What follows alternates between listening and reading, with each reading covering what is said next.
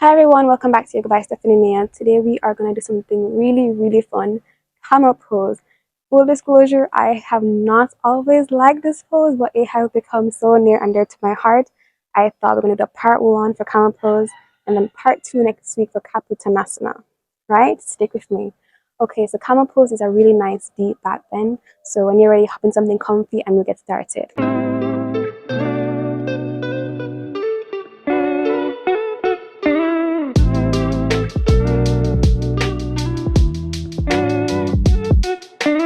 What we can do to prepare for the deep back bend, that is camel pose, is some back strengthening poses. And let's just do 1 or 2 just to get ourselves warmed up and in the mind frame to do camel pose. So what you can come onto your mat, come onto your belly, extend the arms, turn into cobra and lift up and down, up and down. 2 and 3 and 4.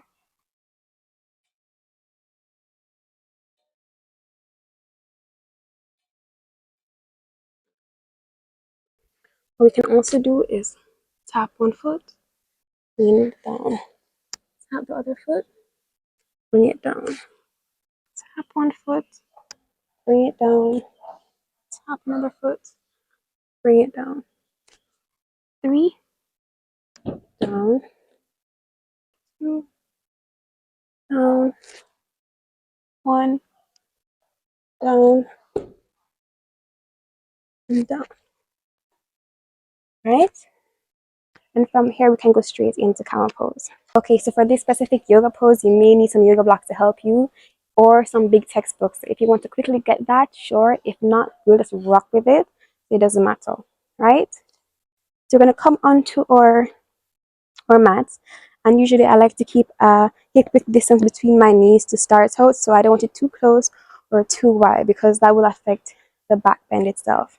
So the first thing to bear in mind is that our knees are hip width distance apart, right? So just to give you a heads up of what we're working with, camel pose usually looks something like this. And it is a very simple pose, yes, but I want us to bear a few things in mind while we attempt this pose because I don't want us to injure ourselves thinking that this is a simple pose, so let's just do it straight away, right? And from here, you can place a block at the end of each foot, right? Okay, so when we think of camel pose, we're thinking of bending backwards, but that's where we should really take a moment to pause because this back bend should involve all the aspects of our back, or our lower back, or mid back, and our upper back, right? So first things first is that my head leads me, and then my chest leads me. So that's the first thing that's bending, and then I move into my mid back, and then finally my lower back, right? What I like to do also is that just to safeguard my lower back, I will place my palms at my lower back, just prevent myself from bending in my lower back and overcompensating too early. Because your lower back tends to overcompensate and be the generous one when our mid back and upper back is not as flexible. So we need to ensure that we're working on flexibility in our upper back as well as our mid back. Right?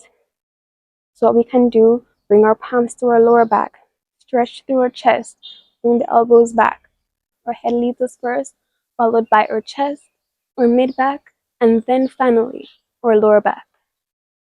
Alright? And if here is too far to meet your heels, you can always take your yoga blocks,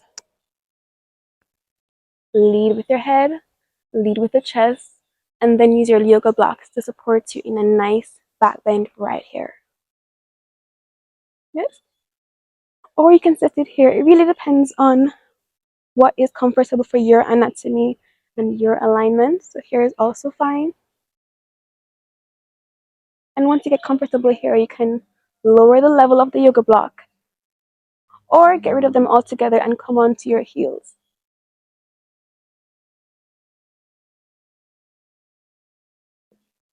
And that is our camel pose. Okay, great. So that was our camel pose this week. Next week is Kapotanasasa. I'll see you then.